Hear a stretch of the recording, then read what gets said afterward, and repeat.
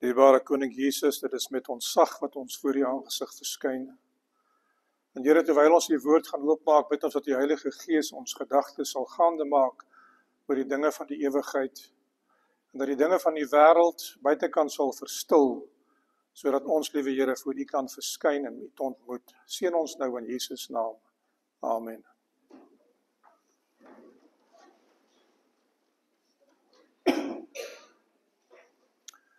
Ek wil vir u graag lees uit Johannes hoofstuk 14, baie bekende skrifgedeelte, Johannes 14 en vers 1 tot 3.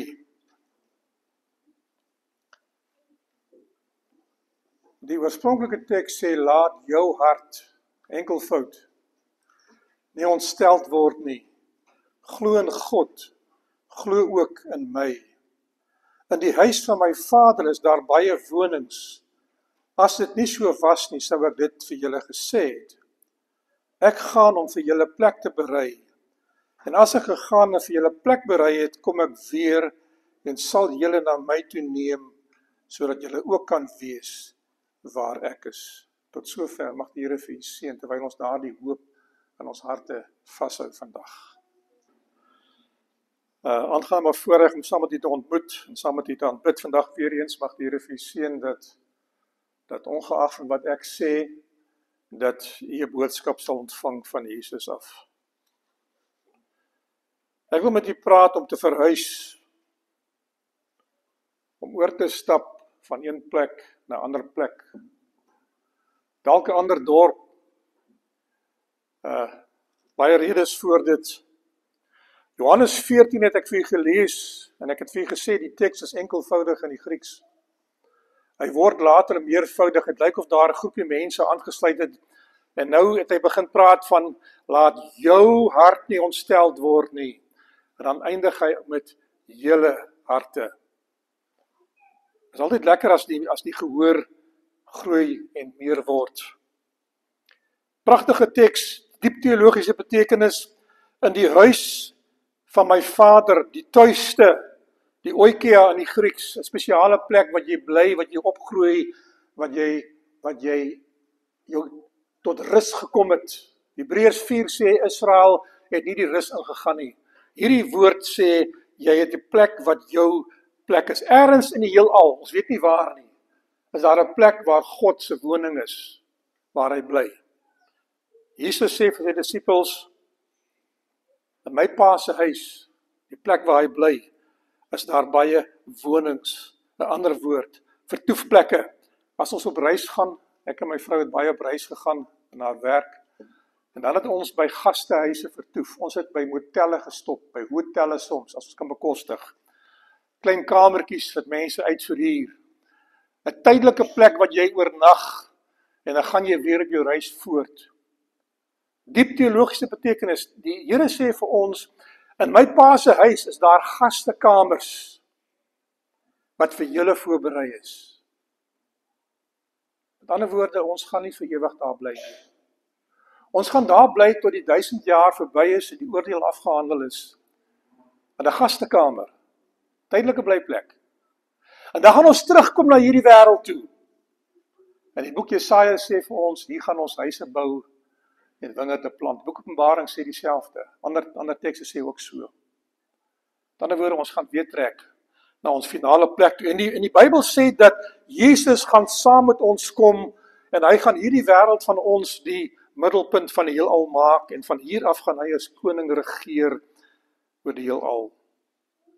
Ek het net vir die kinders gesê, ek en my vrou het 45 keer getrek, en Jesus sê vir sy disippels, ek gaan weggaan. En toe is hulle hartseer. En toe sê hy vir hulle, maar julle kan nie saamgaan met my nie. Johannes 13, 36, 38, ek parafraseer maar net die teks. En hulle vra vir hom, waar gaan hy heen waar ons nie kan saamgaan nie? En hy vertel vir hulle weer, hy gaan huis toe, na die plek waar hy vandaan gekom het. Hy sê, maar ek gaan terugkom. 1964, my pa studeer op Helderberg College, hy gaan Pretoria toe om te gaan kolporteerwerk doen in die vakansie, en My klein boetie Johan was vreeslik geheg aan my pa gewees. En dit was 'n geskreeu en 'n vreeslike traumare gewees by die stasie toe hy nou op die trein klim. Ons op die trein klim, ons gaan weg. Hy gaan agterbly om te werk. Dis ek het die storie verkeerd om. Ons gaan bietjie met vakansie, of vir oupa en ouma kuier. En my ma sukkel om vir klein Johan stil te maak. En my pa het so gery met die kar terug by 'n plek waar hy geweet het die trein gaan by 'n spoor in 'n oorgaan wat redelik hoog is. En hy gaan stop daar op die heuweltjie by die kar om vir ons te kyk as ons verbyry. En Johan sit by die venster en hy sien my pa daar buitekant. En toe begin hy weer van voor af skreeu. My ma sê ek kon hom vermoor. Dat hy die kind nou weer aan die huil gesit het net nadat ek hom stil gemaak het. Is u iemand wat opgewonde is wanneer u moet trek of as u treurig om weg te gaan? Altyd gemengde gevoelens. Ek het as kind baie getrek saam met my pa en net so baie. Ek het gaan tel hoeveel dit is. Dis nogal heel wat. Nie so baie soos ek in Harley getrek het nie. Elke keer moes ek in 'n ander skool ingaan. Ek was in 9 skole tot matriek. My kinders was albei in 9 skole gewees, saam met my ook gewees. En dan kom jy van die een provinsie na die ander, dan vind jy die skoolstelsels nie dieselfde nie. En jy moet weer van voor af vriende maak, en dit is nie lekker nie. En jy moet ander maats kry, en dit is sommer net goor gewees. Party mense trek van 'n plek wat nie lekker is nie na 'n plek wat lekkerder is. So dis positief. As jy bevordering kry, het jy 'n positiewe element. Jy kry nuwe status, jy kry bietjie meer geld miskien, jy kan meer bruikbaar wees. Redes waarom mense trek. Ja. Nou, my probleem was altyd om betyds 'n plek te kry. Ek en Hanlie het baie gespook om plekke te kry wat by ons sak pas. En dis 'n ander storie daai. En 'n mens vat wat jy kry. Jy vat wat jy kan bekostig. Wat in jou sak is. So baie keer het ons getrek na 'n plek toe wat mooi was. Ek onthou daar in die Reeds, Drooieskraal, ons in 'n pragtige nuwe huis ingetrek. Ek het half skuldig gevoel om in so 'n mooi plek te gaan bly. Maar dan het ek in Pretoria by 'n Loftus Versveld in 'n perdestal gebly, regtig 'n perdestal, 4 vertrekke wat toegebou was met vensters en uitgeverf was. Dit was ons woonplek gewees vir 'n jaar en 'n half. Ek was in 'n plek ingetrek waar 18 mense in die huis gebly het, mense van die straat af. Hulle het op die kombuiskas het hulle vuur gemaak op 'n pan. Hulle het die stoof uitgehaal, hulle het die stoof uitgehaal, hulle het die geyser uitgehaal, hulle het die graasdeur afgehaal en weggedra verkoop. Die huis was omtrent kaal gestroop gewees. Hy het hoenders in die huis aangehou in die sitkamer. Die matte was so vuil, ons moes 2 keer met industriële skoonmaker daar die plek skoonmaak. En toe ek nou rondloop in so 'n plek, toe sien Hanlie die plek eers. Sy sê vir die kinders, moenie vir jou pa vertel van die plek, hy gaan op wil hier. Ek bel die man, hy sê vir my, meneer, ek sal hom vir jou verniet gee, as jy net daar kom bly om die plek op te pas vir my. Nou, ek het nie verniet gebly nie, ek moes R500 'n maand betaal, maar dit was weggeprys vir die ander huise se pryse gewees. En ons het daar die lekker was, Lester, die gemeentelede het gekom en 'n week lank gevat en ons het daai huis weggemaak. Toegepleister, skoongemaak, ingesit word en ons het daar gebly. Dit was 'n pragtige plek gewees. Ander storie daai. Ja. Baie keer het mense 'n plek wat mooi was agtergelos. Trek drome. Die prent wat mense skilder toe ek Appington toe trek, toe sê die mense vir my dis warm daar en dis baie koud, die uiterstes en ek het gevind dit is so. Die warmste wat ek nog in my lewe gekry het en die koudste wat ek in my lewe gekry het, ek daar gekry. Vir een of ander rede is die grond daar anderster. Oop vlaktes, lang afstande wat ons moet ry. Hulle sê vir my, wat het jy verkeerd gedoen dat die kerk jou so toe stuur? Dis 'n straf. Nou, dit was nie 'n straf vir ons nie. Ons het lekker daar gebly. Ek moet vir julle sê van die lekkerste tye wat ons gehad het, ons daar gehad saam met die gemeentes daar. Die sielkundige opbou van die negatiewe informasie, die gaan van profesie sê, ons moet nie na die gehuil van die wolwe luister nie. Daar's mense wat vir ons negatiewe dinge sê oor baie dinge in die lewe.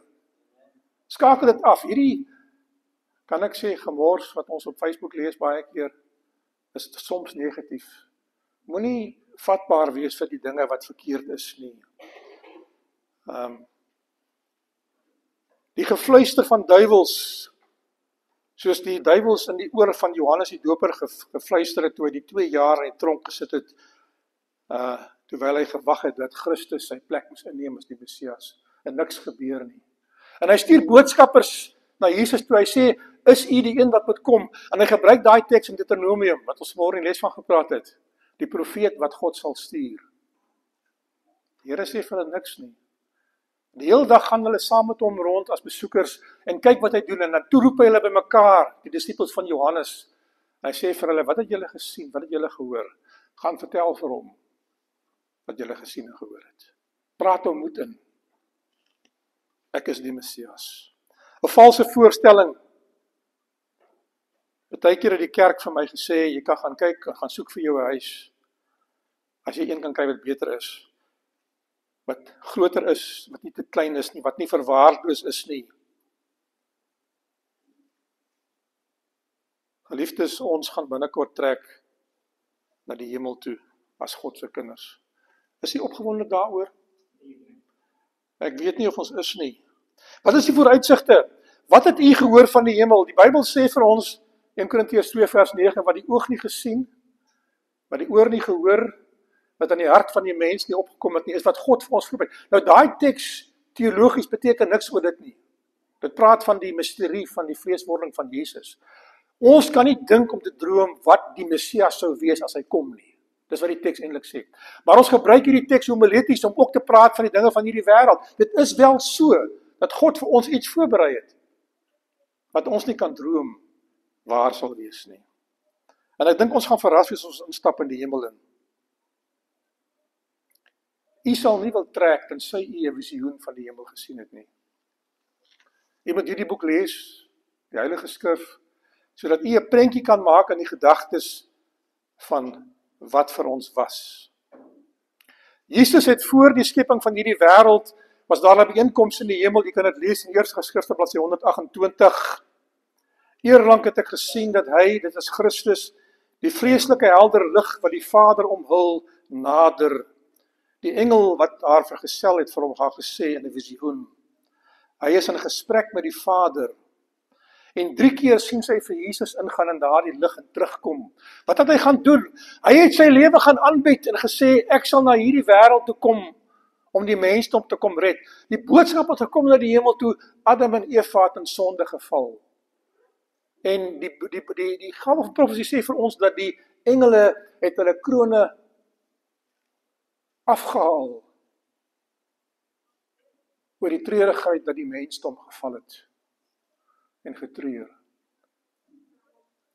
Toe hoor hulle, daar's 'n uitweg, 'n plan van verlossing.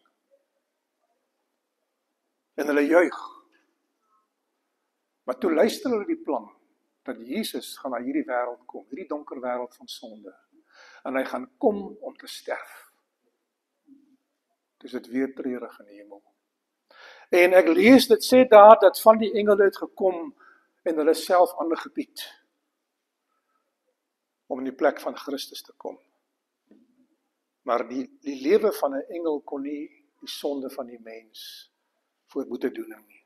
En Jesus moes gaan, dit moes een wees uit die koningshuis, sê die profesie vir ons. Wie se uitgang uit die voortyd uit die dae van die ewigheid, sê die boek Micha. Die plan, die ruimte is gevul, van God na mens, en hy het daardie attribute wat hy gehad het, daardie goddelike eienskappe van almagtigheid, alwysheid, alomteenwoordigheid, het hy dormant gehou, hy mag dit nie gebruik het terwyl hy op aarde was nie. Hy moes soos 'n gewone mens geword het, sê die Kolossense, van die hemel na die aarde, na die wêreldse kultuur, na die wêreldse taal. Hy het nie gekies by watter nasie wil hy wees nie. Die Vader se voorsienigheid het bepaal by wie sal hy wees. Hy het nie gekies watter velkleur wil hy hê nie. Watter kultuur wil hy aanvaar nie. Hy moes gaan waar dit vir hom voorberei was. Die ewige bestaande God, na 'n verlore mens, na die kruis van Golgotha, en hy het die natuur van die mense aangeneem wat deur 4000 jaar verswak is. So dit was nie eers so sterk as Adam was in die tuin van Eden nie. Dit was nog slegter geweest. Maar sonder sonde, Sagaria 6 vers 13 sê, hy het in daardie raad van vrede ingegaan tussen die Vader en die Seun, en daar is die verlossingsplan gemaak, en omdat Satan nie kon deel wees van daai vergadering nie, het hy kwaad geword en opstand gekom teen Jesus. Dis wat die rebellie begin het.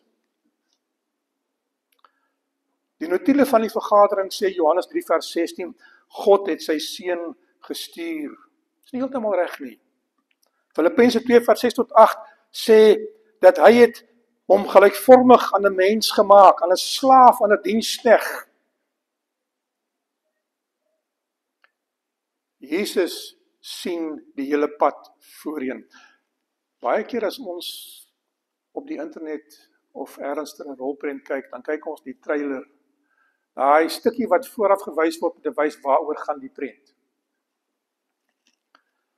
Hebreërs 12 vers 2 sê vir ons dat Jesus het die pad gesien.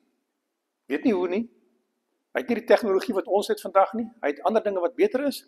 Maar hy het gesien die kruis. Hy het gesien die spotting en die vernedering. Maar hy het verbygekyk en gekyk na die berg Sion, Openbaring 14. En hy het die 144.000 gesien. Hy het die miljoene mense gesien wat gered gaan word. En hy het gesê, dit is genoeg. Vir daai prys sal ek dit doen. So hy het geweet. Hy het self gekies. Dikwels as ons mense trek in die kerk, dan sê mense vir die konferensie, ons sal trek, maar hier is ons voorwaardes, ons wil naby 'n skool bly, ons wil in 'n huis hê wat ons vooraf gesien het, ons wil gaan kies waar ons wil bly, ons wil nie in 'n huis bly wat julle ons insit nie.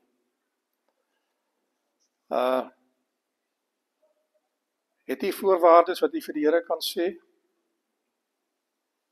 Jesus is gestuur, ja, maar Johannes 10 sê, niemand neem dit van my af weg nie. Maar ek lê dit uit myself uit af. Ek het volmag om dit af te lê en ek het volmag om dit weer op te neem. Geliefdes, Jesus het homself gaan aanbied by die Vader en 3 maal ingegaan in daardie lig om te pleit om die middelaar te wees van die verbond, om vir die sonde van die mens te kom sterwe. En ons profetes sê vir ons dat die Vader wou dit nie aanvaar nie. Maar die 3de maal toe aanvaar hy dit, dat Jesus kan kom. 3 keer. Hy bied sy lewe aan. Johannes 1 vers 29 sê, daar is die lam van God, wat die sonde van die wêreld wegneem. Jesus se menslike liggaam en sy menslike natuur, word die lam wat in die plek van die Godheid sterf, want Jesus as God kon nie sterf nie.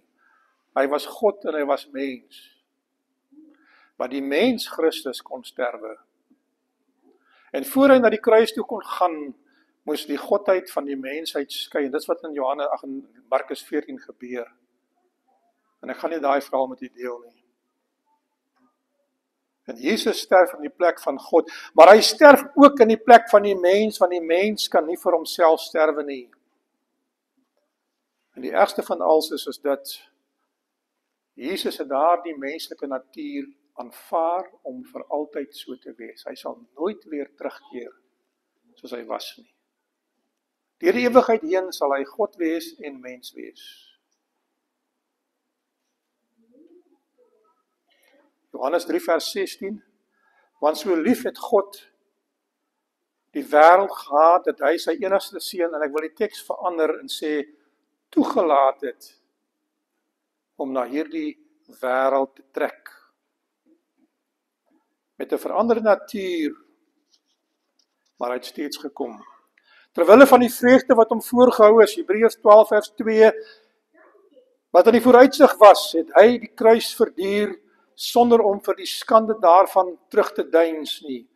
En nou sit hy aan die regterhand van die troon van God, in die nuwe vertaling. Ek het by Unisa 'n studie gedoen in sosiologie. En hulle het gekyk na wat is die dinge waarvoor mense bang is. Ek sou gedink het mense is bang om dood te gaan. Dis so nommer 11 en 12 op die lys. Dis nie waarvoor mense. Ek het gedink mense is dalk bang vir spinnekoppe. Ek is bang vir huisbakke. Mense is bang vir diep water. Ek kan nie swem nie, né? Mense is bang vir die weerlig. Mense is bang vir verwerping. Maar hulle sê, bo aan die lys, mense wil nie verander nie, mense wil nie trek nie. En dit is vir mense baie traumaties om te verhuis.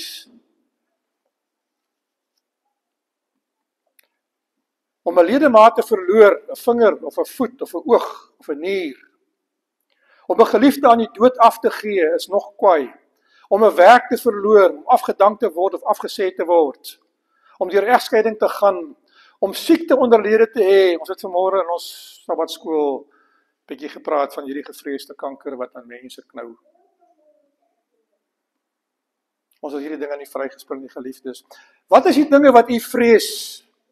Is dit vir u 'n verskrikking as u daaraan dink dat u dalk moet van hierdie wêreld af die dinge moet los en met hemel toe gaan? Ek sit eendag in 'n huis met huisbesoek, vriende van my, heel wat welaf mense, en ek praat nie oor rykdom nie, maar aardse besittings wat mooi is. Ons begeer dit maar almal. En ek vra vir die man, ek sê vir hom, as dinge verkeerd gaan in die wêreld en jy moet vlug, sal jy hierdie dinge agterlos? Sal jy dit kan los?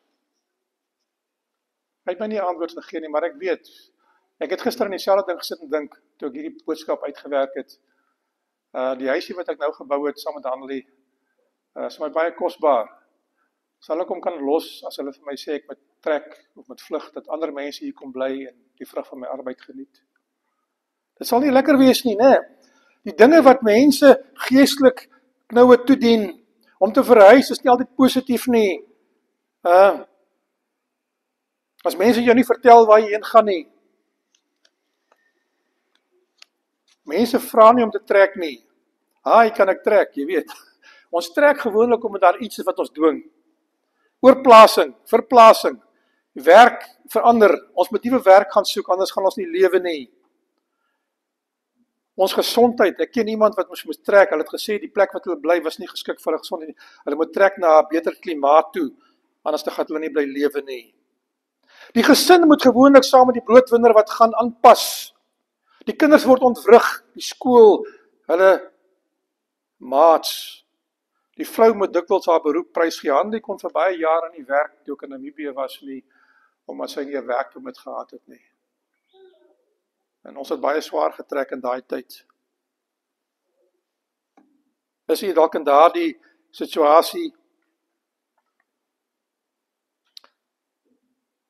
Ek hou my honde baie dop by die huis. As ek bietjie woel en werskaf en klere pak, dan begin die honde senuweeagtig word. Hulle weet as ek weggaan. Hulle hou nie daarvan nie, hulle sit voor die hek. Ek het iemand gekry my huis op te pas 1 week, en sy sê vir my, die honde eet nie as julle nie hier is nie. Hulle hou op eet. Tot hulle nou amper so honger is, hulle kan nie meer, dan eet hulle so bietjie. Hulle voel dit aan. Veranderde omstandighede, Rut en Naomi en Elimelech, Maglon en Giljon, die seuns, trek weg omdat daar hongersnood is en omdat hulle arm is. Finansiële oorweging. Mense trek weg oor politiek. Ek het heel wat vriende wat oor die res van die wêreld is. Ek het nou die dag getel, 14 van my klasmaats in teologie sit oor see. Ek weet nie hoekom hulle so toe gaan nie, dis nie my saak nie, maar baie mense weet ek trek weg oor die politiek van Suid-Afrika, oor die onrus, oor die dinge wat verkeerd gaan. Is dit vir u rede genoeg? Josef en Maria vlug Egipte toe omdat hulle lewe bedreig word en omdat Herodes vir Jesus wil doodmaak. Word u bedreig sodat u moet wegvlug? Dr. Andre Ramakuba was 'n minister gewees in Rwanda. Hy was die minister van genesing, hy was die minister van opvoeding, hy was die minister van natuurbewaring. Ek kry hom in 'n vlugtelingkamp, met net die klere aan sy lyf. Hy was 'n baie vermoënde man gewees, hy was 'n minister. En hy het vir 'n jaar by my kom bly in 'n agterkamertjie by my erf. En ons het hulle onderhou met kos en met klere. En toe kry hy 'n werk, en toe gaan dinge weer beter. Maar as 'n vlugtelingstatus kon hy nie werk nie. Kain het weggetrek omdat hy nie van pa Adam se huishouding gehou het nie. Lees ek die boek Patriarge en Profete. Lot trek weg van Abraham af omdat hy nie hou van die reëls in Abraham se huis nie. Hy wil vry wees. Wat is die rede waarom hy wil verhuis? Mense trek agter hulle kinders aan. Ek het hierdie week 'n gesprek met mense gehad wat my gesê het, maar my kinders gaan soontoe, so ek gaan saamtrek. Is ek een van hulle wat agter die kinders aantrek? God het 'n werk wat wag. Omstandighede is nie belangrik nie. Ek en my vrou het altyd die dinge van die Here eerste gestel. Ons het gegaan wat die Here ons gestuur het. Onder maklike of onder moeilike omstandighede. Die positiewe en die negatiewe. Want ons het die uiteinde daarvan gesien en geweet dat dit gaan nie eindig in iets slegs nie. Die kerk sorg goed vir mense. Ons het nie 'n probleem gehad nie. Hebreërs 11 vers 13 sê dat almal het geloof gehad, maar hulle het gesterf en hulle die belofte nie verkry nie. Maar hulle het dit in die verte gesien en geglo. Hulle het as vreemdelinge bywoners op hierdie aarde gebly, omdat hulle geweet het, soos Abraham gesê het later in dieselfde teks, hy het 'n stad verwag. Het nie geweet Abraham het vir 83 jaar in 'n tent gebly. Een van die rykste patriarge wat daar was seker op aarde. Vermoënde man. Hy het nie vir hom 'n huis gebou nie. Want hy het gesê, ek wag vir die stad wat God voorberei het. Hy moes in 'n visioen daar die stad gesien het, die nuwe Jerusalem. Geliefdes, ons is almal bestem om te trek. Openbaring 14:18 vers 4 sê, kom uit my volk. So die Here gaan nie uitroep uit die wêreld uit as hy nog nie uit is nie. U moet trek uit die wêreld uit na die dinge van God toe. Na waar dit voordelig is vir u. Openbaring 21 vers 1 tot 4 sê, ek het 'n nuwe hemel en 'n nuwe aarde gesien. En hy kyk na die hiernamaals, en hy sê hierdie wêreld is tydelik, is 'n motel vir ons, 'n gastehuis, Johannes 14 vers 1 tot 3. Ons pa, ons broer, die hoof van die hemelse huisgesin, Jesus, het vooruit gegaan en gesê, ek gaan om vir julle plek te berei. Ek gaan soek vir julle 'n huis. Julle hoef nie 'n huis te gaan soek nie. So julle blyplek is verseker. Julle hoef nie te bekommerd wees as julle hier weggaan. Waar gaan julle bly? Soos ek en my vrou bekommerd was oor waar ons gaan bly nie. Ons was baie benoud baie dae gewees. Daar is genoeg redes vir ons om te wil trek. Positiewe redes. Die voorbereiding. Jy is verseker van 'n blyplek. 'n Mens trek nie voor jy 'n plek het nie, want anders waar trek jy heen? Matteus 6 sê, soek eers die koninkryk van God en sy geregtigheid en al hierdie dinge sal vir julle bygevoeg word. En Matteus praat van, waarom bekommer julle oor dinge wat julle gaan eet, oor wat julle gaan aantrek, oor waar julle gaan bly? Die Here sê, ek sal vir julle sorg, en ek kan vir julle as 'n lewende getuie vertel dat die Here het vir ons gesorg. Ons was benoud geweest baie dae, maar die Here het vir ons gesorg. Hy vra vir die disippels, het julle iets kort gekom toe julle my gevolg het? Toe julle vader en moeder en huise verlaat het, beroepe verlaat het? En hulle antwoord, een van hulle sê, Here, ons het niks kort gekom nie. Hy sê, ek sal 100 maal vir julle meer gee aan vriende en familie. Ek het een van die grootste families in die wêreld. Die hele kerk is my familie. Miljoene mense. Weet nie hoeveel miljoen daar is nie. Dis my familie, die familie. As jy wil trek, moet jy kennis gee. Jy moet die dienste beëindig. Jy moet die telefoon afsit. Jy moet die water en ligte afsluit. Jy moet die pos stop. Jy moet jou adresverandering maak, anders dan gaan jou pos ophoop ernstiger. Ek het dit gereeld gedoen. Voor ek trek, dan maak ek reeds dat my pos na die regte plek toe gaan. Ons moet die wêreld in kennis stel, ons is op pad. Die doop is daardie bordjie wat ons geplant het, wat gesê het, hierdie huis is verkoop. Hy behoort nou aan Jesus Christus. Ek is nie meer te koop vir die wêreld nie. So, jy plant daai bordjie, verkoop. Met die doop het jy dit gedoen. Jy het kennis gegee aan die wêreld. Ons doen sekere dinge nie meer nie. Die dinge van die wêreld, sê die Bybel, doen ons nie meer nie. Ons eet nie meer die kosse van die wêreld nie. Ons trek nie meer die klere van die wêreld aan nie. Ons assosieer nie met die mense van die wêreld wat verkeerde dinge doen nie. En ek gaan nie voorbeelde noem nie. Daar is mense wat die Here begin volg het en gehoop het op die wederkoms, maar wat nog aan die dinge van die wêreld vashou. So hulle gee nie kennis nie.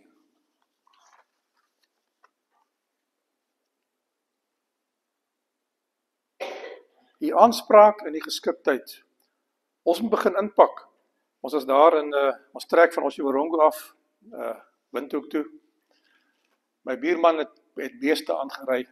Hy het een van hierdie groot trokke gehad met die trailerhok agteraan, die groot waans. En op daai oop voertuig het ons meubeltjies gepak, want dis die goedkoopste wat ons kon bekostig. Ons kon nie bekostig om 'n trekwa te huur nie. En toe ons in Windhoek aankom, toe is die predikant wat daar bly, ek gaan nie sy naam noem nie, sy huis is nie ingepak nie. Al staan nog waar het moet staan. En hy sit op die beskamervloer met 'n boks, dan kyk hy die ornamente so, dan draai hy dit toe. Anders sê van, wat maak jy? Hy sê nie, ek pak soos jy pak nie. Sy begin goed afval van die rak en sy gooi dit in die boks in. En sommer kort is daai boks vol gepak. Sy sê, ek laat jy uitkom, ons wil inkom. Ons meubel staan op 'n oop vragmotor en dit gaan reën. Hy was nie haastig om te trek nie. Sy goed sou gestoor geword het. Moet iemand u help inpak vir die hemel? Moet ons ontsla raak van die gemors? Elke keer as ons trek, dan is daar 'n klomp goed wat ons nie kan saamvat nie, wat nie meer van waarde is, en dan gooi ek weg. Ek het by Helderberg College toe ek getrek het, daarso het ek vir die mense gesê wat behoeftig was. Die meubels wat ek nie gaan saamvat, die pak ek op die voorstoep. Kom haal vir julle verniet. En die mense het toegestroom. Studente praat ek van, nie die gewone mense nie. Die Bybel sê Matteus 7, daar is 'n nou poort vers 13. Jy gaan sukkel om deur daai poort te gaan. Lukas 13:24 sê, baie gaan dit soek, min gaan dit vind, en nog minder gaan ingaan.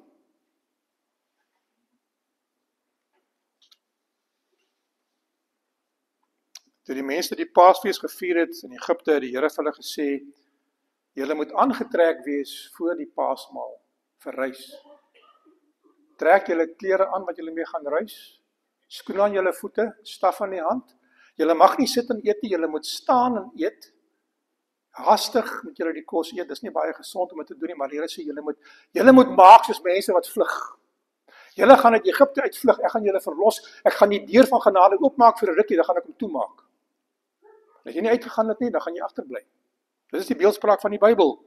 Hulle moes baie vinnig pak, en hulle het seker baie dinge gelos.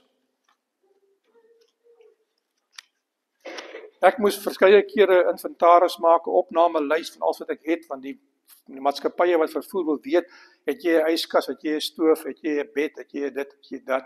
Want hulle bepaal die waarde van die trek volgens daai dinge. Skrywe wat jy moet saamvat, elke dag en elke nag, dan sit ek en ek dink met myself, wat gaan ek saamvat en wat gaan agterbly? En die dinge wat moet agterbly, sê ek vir die Here, haal dit in my gedagtes uit, en ek praat van sonde. Ek praat van die gebruike van die wêreld, ek praat van die dinge wat nie by 'n Christen karakter hoort nie. Geliefdes, elke dag is u besig om in te pak, of is u besig om bymekaar te maak vir hierdie wêreld? Wat doen u?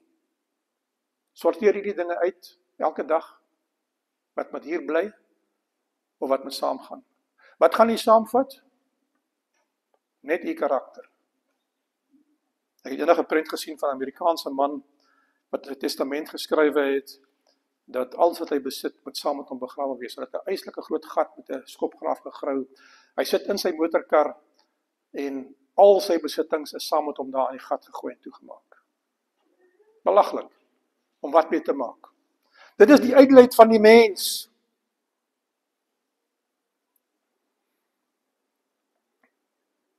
Jesus het gevra, stuur my na die wêreld toe. Maar toe hy by Golgotha kom, hoeveel keer het hy gebid? 3 keer. Wat het hy gevra? As dit moontlik is, laat hierdie beker by my verbygaan. Die mens in Christus het teruggedeins vir die geweldige prys van sonde. Hy was bevrees dat die Vader sy offer nie sal aanvaar nie, en dat hy sal swik onder die gewig van sonde van die hele wêreld. 3 keer het hy gevra om te kom, 3 keer het hy gevra, stel my vry, maar elke keer het hy bygevoeg, nie soos ek wil nie, maar soos u wil. Jesaja 49, 'n profesie van Christus sê, dat Jesus het 'n verbond met hierdie wêreld gemaak, en hy kon nie terugtrek nie. Hy kon nie omdraai nie. Hy moes deurgaan. En Jesus se gebed om verlos te word van die kruis is nie verhoor nie. want hy het hom verbind. Hy het 'n besluit gemaak. Hy het 'n kontrak gesluit. Hy het oor die negatiewe dinge gekyk. Hy het begin kennis gee. Hy het ingepak. Hy sê vir die disippels, ek gaan Jerusalem toe om te gaan sterf. 5 keer sê hy dit vir hulle. Ek glo dit nie. Ek glo dit glad nie. Filippense 1:6. Omdat ek hierop vertrou, dat hy wat die goeie werk in julle begin het, dit sal voleindig tot op die dag van Jesus Christus. Geliefdes, u gaan trek, Johannes 14, laat jou hart nie ontsteld word nie, glo in God, glo ook in my. In die huis van my Vader is daar baie wonings, blyplekke, tydelik. As dit nie so was nie, sou ek dit vir julle gesê het. Ek gaan om vir julle 'n plek te berei. So die plek is klaar daar. En as ek gegaan het, gaan ek weer terugkom om hulle wat gereed gemaak het, wat kennis gegee het, wat ingepak het, wat hulle klere aan het om te trek, gaan saam huis toe gaan. Gaan nie een van hulle wees. Mag die Here vir u seën dat u nie sal doen wat 'n jong meisie sê vir my eendag, leraar, ek hoop nie die Here kom gou nie. Hy wil nog dan ten minste leer om 'n motorkar te bestuur voor die Here kom. En dan gaan die karre nie wees, sê sy. Hy sê, ek wil nog graag eendag trou. Ek wil weet hoe dit is om te trou. Ek wil graag 'n werk gaan doen, wat ek iets kan doen vir myself. Die Here moet nie gou kom nie. Geliefdes, wat die oog nie gesien, wat die oor nie gehoor, en die hart van die mens nie opgekom het, het die Here vir u voorberei. Dit sal net die beste wees. En die een wat nie daarna uitsien nie, het verkeerde plekke gekyk. Kyk na Jesus en kry daai visioen in die hart. Mag die Here vir u seën. Amen.